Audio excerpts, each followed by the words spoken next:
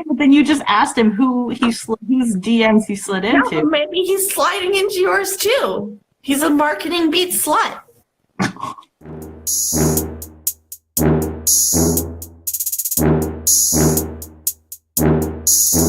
So, welcome to Marketing Beats. I am Ameet.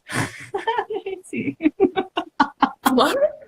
I was like, do you hear it? Ameet? Oh.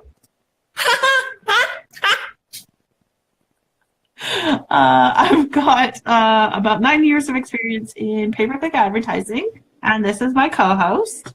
I'm Beverley Theresa. I'm a social media consultant, and I help businesses step up their social media game. Nice. Okay, so today we're talking about creating video for social media use. Let's get started on, I guess, the content in itself. Yeah, so with content, you want to make sure you plan ahead, because the last thing you want to do is take a million takes and then the editor or whoever's editing it, if you're editing it, it's going to be a pain in your butthole. So make sure you plan ahead. You don't necessarily have to have a script, but you have to know what you want to talk about. Make sure that you have all the topics laid out. And if you are batching, make sure you bring different shirts if that matters to you. And so when I say batching, I mean filming more than one video in a day or within a time frame. Like, I just worked with one of my clients and we filmed 3 videos in an hour, which was amazing. And like, don't worry too much about about it being super professional looking, because social media is more about rawness. And like, it's expected that your video is not going to be super like I hired someone to do this and here's some cinematics. It's literally like going to be like a minute long or something like that. And so if you have a script, I would say leave the script at home, but I realize that some people work better with a script. There's actually an app you can download, and I recommend downloading it to like a tablet. And it actually is like the news broadcaster app. I don't know what it's called though, but it scrolls your look at my nails. It scrolls, I'm like ADD right now. It scrolls the feed, like your script, across the screen. And you can set it for a faster or slower pace. So that way it's like you're reading off of a screen instead of looking down at a piece of paper if you are following a script. I just like no scripts, because then it's more authentic. And it just looks like you know what you're talking about if you don't have a script. I'm looking at a piece of paper right now, so. And then B-roll. So B-roll is really, I think, important depending on the style of video you're doing. And when I say B-roll, it's just like, if you are your own personal brand, have a picture of you walking down, or have a video of you walking down the street. Have a video of you working. Have little clips like that you can throw into your video, because if you're going to make videos on a consistent basis, you want to make sure that you have this B-roll to fill in space to make it interesting still. Maybe you want to do an intro kind of reel. Yeah. And then I'm like the worst when it comes to lives. Like, your lives are so easy to edit. Oh yeah. So look into the camera, not in the screen, because if you're looking at in the screen, it's like this. Whereas if I look in the camera, I'm like, hi guys. How are ya? But like right now I'm looking into the screen, I'm looking at my face, but I don't really care because this is IG Live, right? So if you are filming with someone, look into the lens instead of their face. And usually I find it more calming to look into the lens anyway, because you're like, you don't have to think about that person judging you, even though they're probably not, but still. Okay, fair enough. How do you go about filming then? Oh my God. So Charlie Grinnell, shout out to Charlie who's not here, bitch. I was filming at Social West last year, just making like a really fun promo video, like just for funsies. And he was telling me about when he used to work at Red Bull, and he was filming, I don't know, some Red Bull like motocross or some sort of extreme activity Red Bull. And he was filming portrait mode and everyone else was vertical. But his sole function while he was filming was for social media. So other people, like other like professional camera people, were like laughing at him because he was filming in landscape mode. But it's like, joke's on you, like this is gonna go on social media. People consume social media on their cell phones, and this will take up like the whole screen and they don't have to flip their phone around. So I always recommend, if possible, like from that conversation and from editing things, I always recommend filming in portrait mode. And again, like it's easy to edit, so it's landscape. Like for me and you, when we upload our videos to YouTube, I just fix around our little boxes and then it's landscape. But also with portrait, you can crop, it's easy to crop to square, as if you were filming in landscape or like widescreen, you might miss some of, like if we're sitting next to each other, you might be too far out to fit into the square. And with social, you want to make sure you take up a lot of the screen. So that's why I felt cropping to square is really good, because think of the real estate it takes up on the screen versus a landscape one, and you're not asking people to rotate their phones, and like ask for help. So you don't actually have to be like filming on your own. Even though I like filming on my own, I don't, getting help is way easier to like even just like hold the camera or get a tripod. Yeah. Oh yeah, and then use a gimbal. So I brought mine just to show you guys. This is one I got off Kickstarter. It's not one that I actually use on a regular basis. But pretty much your phone goes in here and then you turn it on, and when you move around, like I have shaky old people hands, so I need a gimbal. But when you move it around and things like that, it follows the flow of your hand or your body, so it's not like shaky. Like this would be me filming without this. And then you don't have to do lots of edits in the end, at the end part. And I have like a DJI Osmos Mobile 2, which is the one that I would recommend. It's kind of bulky and I don't like carrying it around, but it's like 170 Canadian and it is like amazing. And you can actually use it to charge your phone if you wanted to, because it's cool. But this crappy one I got from Kickstarter, and yeah, it's not that great. But I brought it. Helpful. True. Yeah. If you're going to be doing video on a consistent basis, think about having a backdrop. So I know Amaya is huge into gaming, and we are talking about getting a green screen. I think a green screen would be really cool for Amaya because she like streams games on Mixer. Go follow her. But also, like, if you want to make fun videos where you're like, I'm going to pretend I'm at the beach today and talk about social media, have a green screen, because then you can just put a beach behind you. Like, it'll be fun. But also, you can, like, have it more serious and broadcast, like, a cityscape or something like that behind you. Or you can have, like, I really like the ones where the backdrop is like a wall, like a brick wall or something with texture to it. Like if I'm just sitting here talking, it's kind of boring because there's just a white space behind me. So if it was just me in this video and me and Ameet didn't have our like weird little quarrels we have, you guys would probably be like, this is so boring. So yeah. And then sound is really important too. So make sure, like I was filming with my client and I didn't have a mic. So I ended up having to like take forever to edit the sound, and I still am not happy with the final product, but having some sort of mic is important because that's the, like, I don't know, you just want it to sound good instead of being like, I'm in a bathroom, here's this huge echo. And yeah. Oh. What about lighting? Cheap lights on Amazon. Thank you, Ameet. Thank you. So, my biggest problem. If you go, so Ameet, you should go on Amazon. You can buy a cheap ring light, those giant stand-up ones, This is my ring light. A giant ring light, or you can get just like studio lights. I have a set of studio lights. It came with 2 studio lights and the whatever, like the white cover thing. And it came with one of those like round Photoshop, like the things where you can like play with light. And that was $99 Canadian. The light bulbs were, I think, almost more expensive than the actual set.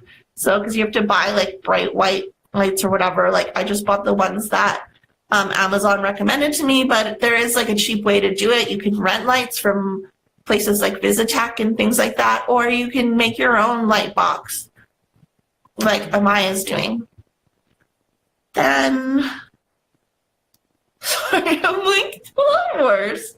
Pauses and stuff like that. Like how do you make editing easier? Pauses. So I found, like, I forgot to tell my client the other day, like, can you pause between videos? So then I'm like chopping them like right after he stops talking, and then he goes into the next video. So it's really important for editing to have like a quiet second or like a quiet 5 or 10 seconds. Also, when you're editing the video, you can see the audio, what are they called? Waves? Audio wave. Yeah. Yeah, you can see them. So you know that when there's a big break in them, that is either the next video or the next take. And that's why people use those choppy things in the movies, like take 1.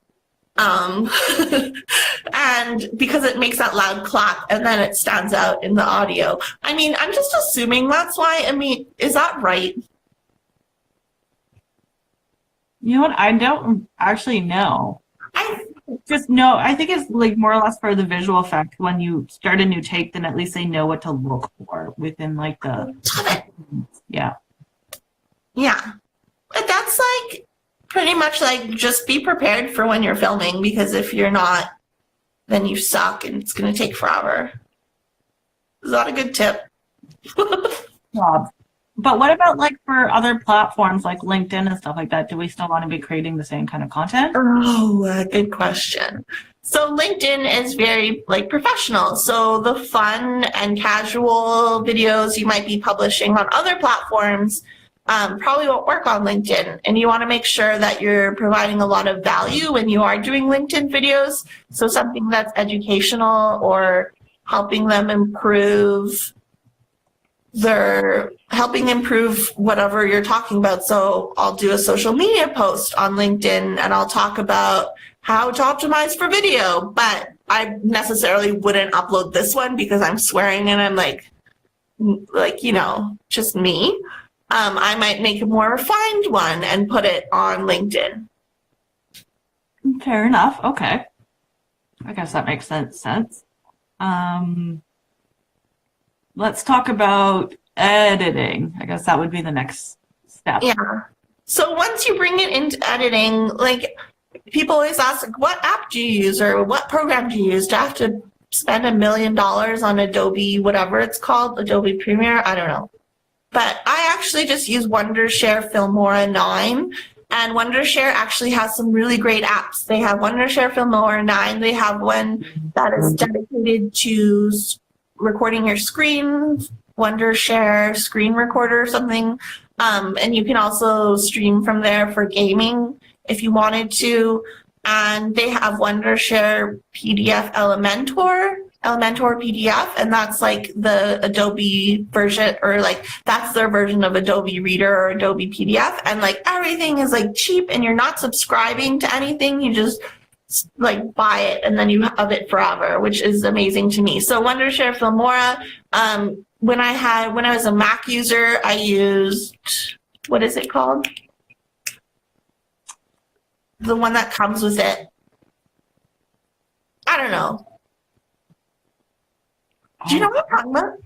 I do. I can't think of the name right now. So whatever. Use the Mac version. You don't need to buy something super fancy, especially if you're just starting out, like iMovie. Thank you, Amaya. So if you are just starting out, you don't have to like subscribe and buy like $500 software. Just keep using cheaper software or more affordable that you can test it out with, and then later if you're like, oh, I want to be a videographer, then go out and buy like $5 billion software. Does that make sense? Yeah, totally. Yeah.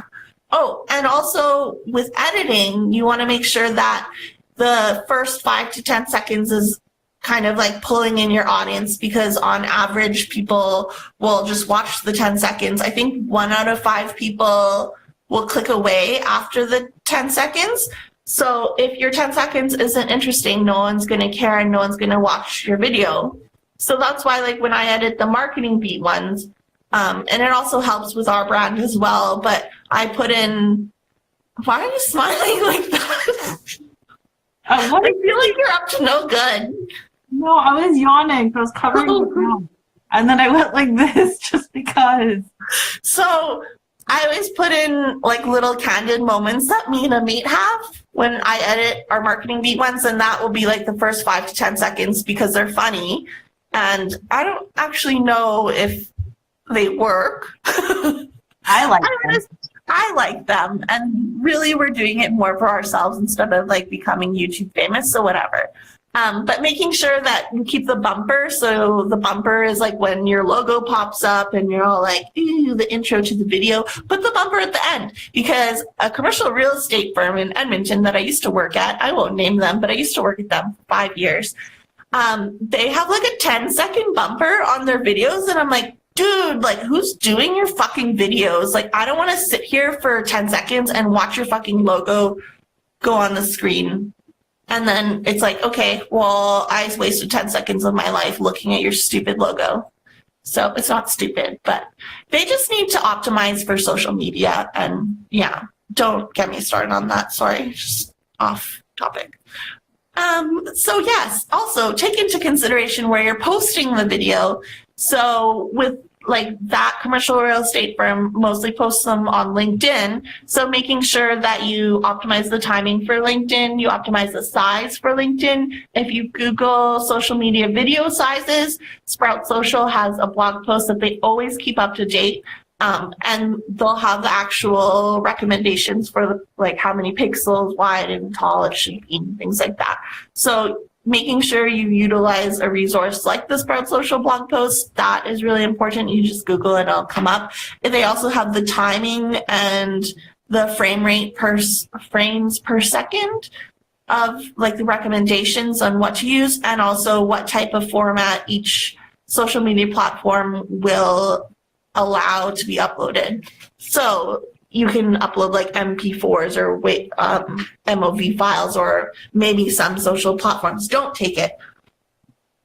And then it's like all about, again, tailoring. So we talked about tailoring how your video is going to appear on LinkedIn earlier, or like having content that's more professional. So think about also maybe you do a more refined video for LinkedIn. So maybe you film 2 videos, and then one in editing, you make it look prettier somehow, or make it more professional looking rather than just like, I filmed this in my basement. But I could be in my basement right now, but I'm not. I don't have a basement. And then some interesting things, and I'm too lazy to do this myself, but I will do it for clients. 83% of videos on Facebook are watched without sound, because people, when they're working, don't want people to know that they're watching a video, or they're on the bus or something, or like they have the new iPhone or the new Google Pixel, but they forgot that they can't use earbud things that connect into it. So they can't listen to things. I would be so upset. I lost my dongle thing, but whatever. So making sure that you use closed captioning, and you'll notice it doesn't actually have to be like word for word closed captioning. If you watch like the Dodo, they have a series of like animal videos on Facebook. They always pop up on mine because I obviously watch them, but they'll use like animated text across the screen, or like you can watch like lyric videos. So it's basically like having closed captioning, but not really, because no one's talking. It's more of just like these animated things. So look into animation, especially if you're like, okay, like I don't really want to be on camera, so I'm just gonna like use other footage and talk about or have these animated words come across or have closed captioning or whatever on top of this video instead of me sitting in front of the camera talking. And that's, the Dodo does it really good.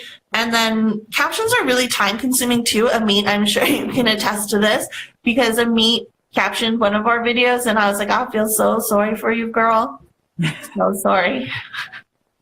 But I think you closed captioned how to look for a social media manager, right?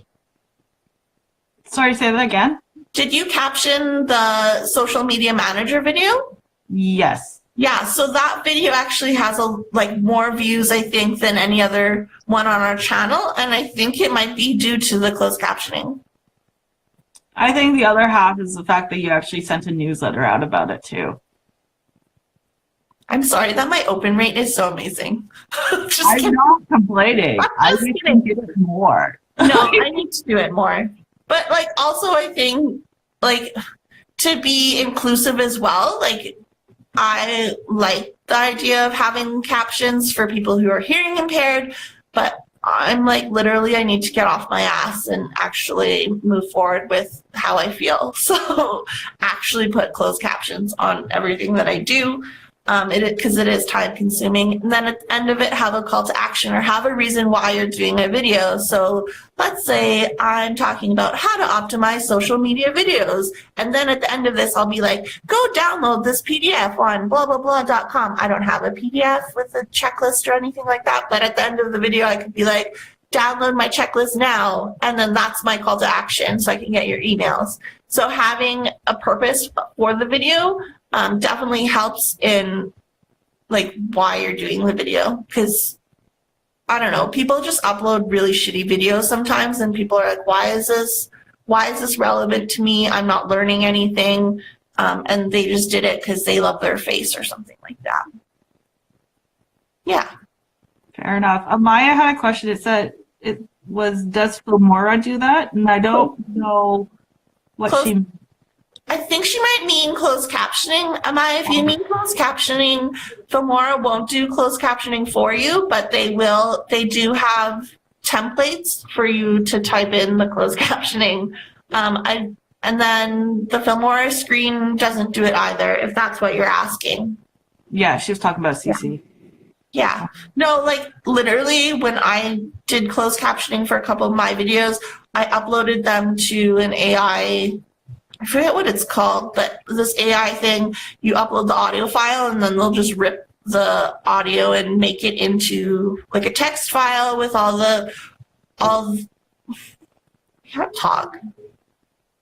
with everything that you said in your video, and then you can add it to your closed captioning file, or you can edit it and make it into a blog post, whatever you want to do. I can't talk today. That's okay. I can't stop yawning for some reason. You can't stop what? Yawning. Because I'm fucking boring. No, it's just I'm tired. Okay. I guess I shouldn't yell. What was it? What about CTAs within the videos as well? Did you talk about that already, or? Yeah, just at the end have something the purpose of your video. So at the end of this video, I could be like, go download my checklist on my website, or click the link below and download my checklist. But really it's I just want your email address. So having, or work with us, or check it out on blah, blah, blah.com, or follow me on Twitter, some sort of action that you're asking people to take because you invested the time into making this video, you might as well use it to your advantage. Okay, fair enough. And then in terms of video length, what are we talking about for each platform? So, Ameet, I'm so glad that you asked that because I do have it written down in my notes. Let me dictate it to you. So Facebook stories is 15 seconds, same with Instagram stories. For actual videos that you upload, the time limit is 120 minutes. Instagram, for your feed videos, it's 60 seconds. Again, for stories, it's 15 seconds. IGTV, some people are allowed to upload an hour or 45 minutes or something like that, but then us plebs who aren't famous, have like 10 minutes for their IGTV, which I think 10 minutes is fair because realistically, unless you're Shane Dawson, I wouldn't want to sit there and watch your video for more than 10 minutes or like 20 minutes maybe. 20 minutes would probably be the limit. And then Twitter, 140 seconds. I think they should double it because now it's 280 characters. So just thinking about that, Jack, that's the founder of Twitter and my boyfriend. And then LinkedIn is 10 minutes. Again, like for LinkedIn, I would almost not do a 10-minute video unless you're Neil Patel. Like Neil Patel, I'll watch like a hour video if he wanted to post something. But making it so, because people on LinkedIn are the professional people and they're probably at work being busy or not being busy because they're on LinkedIn, but you want to make sure that you provide them value up front, and it shouldn't take longer than 10 to 20 minutes to provide value. So yeah. Okay. Are a lot of people watching IGTV though? Like I don't remember the last time I was on it. I got sucked into it the other day. Like you just watch one and then it's like, oh, watch this other one. And I'm like, okay. I don't know what the stats are for IGTV. I heard that it, like, from reading a blog post, they're saying it's kind of a failure. Yeah. Yeah, it's just like Snapchat. Like everyone wanted to use it before, and now no one's really uploading things to IGTV. I'd be like, I don't know. I'd be curious to see what thought leaders in our industry are doing with IGTV, or if they're even using IGTV. I know that some people will save like this live. If I wanted to upload it to IGTV, then it's like so easy to do and it takes like a second, but I don't really want to take the the time to do it. And plus we go over the 10 minutes anyway. Yeah, no, definitely. And then lastly, let's talk about promotion of that content. Yeah, I mean, you had a good point earlier when we were talking. How do you promote videos on your Twitter account? So my rule of thumb, I guess you can call it, is I'll tweet it 3 times a day it's published, and then 2 times a day for the next 7 days, essentially. So for us, when we upload a video Tuesday, I'll tweet it 3 times, and then Wednesday till Monday, I'll tweet it twice. And then I just roll that cycle every time. And I think that's so important too, like, because, and if you're tweeting it out at different times of the day, you're going to hit different audiences. And the lifetime of a tweet is like on average 19 minutes for like the average user. So after 19 minutes, it disappears from someone's feed. They're not going to like scroll all the way down to look at it. And that time is much shorter if you follow like thousands of people. So making sure that you promote it more than once is really important. And that goes for like everything, like even blog posts and things like that. Like I'll push out blog posts for the next year using an app, a tool called Missing Letter. It just like auto feeds your blog post and it will take quotes and things like that from your blog post, put an image with it, and you can schedule it up for the next year, and you just go through and approve the posts or edit them as you see fit. But I have some blog posts that are automatically just like going until January next year already. So it makes it easier. I don't know if they can do it for video, but that would be actually really cool. But you can use Buffer now to schedule Instagram videos, which is amazing. So there's like no reason why you shouldn't be doing things on Instagram with video, because now you can't be lazy, or you can be lazy about it. Yep. And then we use TubeBuddy. Ameet found this cool Chrome extension for YouTube, and it works per channel. So we have it for Marketing Beat on YouTube, and it shows keywords. It'll show hashtags, and you can get details from other people's videos. So you can like look at your competitors and see how well they're doing or they're not doing. And like TubeBuddy, how much was TubeBuddy? I think it's like $43 a year. Yeah, that's not bad at all. No, it was nothing. Yeah. So having something like that, like when I upload it, I look at TubeBuddy, but I know that I'm not using it to its full potential. So that's something that I'm going to be learning about more over the next week or so. And like if your videos are too long for Instagram, like the 60 seconds for your feed, you can just take snippets from it. And then Ameet, you use Tube-to-gram, right? What is that? Tube-to-gram is actually for Instagram and for Twitter. So basically what ends up happening is that I'll take the URL from the YouTube video that we've posted, and then I'll tell it that I want the first 15 seconds because I like the first 15 seconds of our videos. And it'll actually just snip it for me and then create that video, and I just download it and then upload it into Instagram and Twitter. That's smart. Yeah, because it just clips it for you and you don't have to actually, like, I've just been, because I have the videos on my computer, I've just been making like custom slices of them, but that sounds way easier. So it really is, actually. Yeah. And that would be a good way too to splice your video for ads as well. Like videos and ads perform really well, especially on Facebook. And again, like if you're doing an ad, don't forget to put in the closed captioning. And it's like, for an ad, because it's so short, it'll go by the closed captioning won't take as long either, but you make sure that you use it to your advantage because you're paying for it. Week will be on my channel, and we're going to be talking about Facebook relevance score hacks. So for the advertising side of things, of course. Yeah, so if you guys have any questions in regards to social media or video for social media,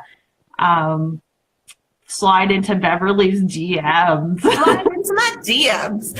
And if you have questions about relevance scores on Facebook, or if you want Ameet to cover something, slide into her DMs. Or even Beverly, because then we could talk about it next week. I don't want to talk to anyone about Facebook. I hate Facebook. Doesn't matter. You're still going to have to do it. I can't do our dance anymore. Anyways, that's our I don't even know what our dance is. They just keep on moving their shoulders around. Okay, we need to go now. I'm going to end it. Keep dancing. Bye, guys. Bye.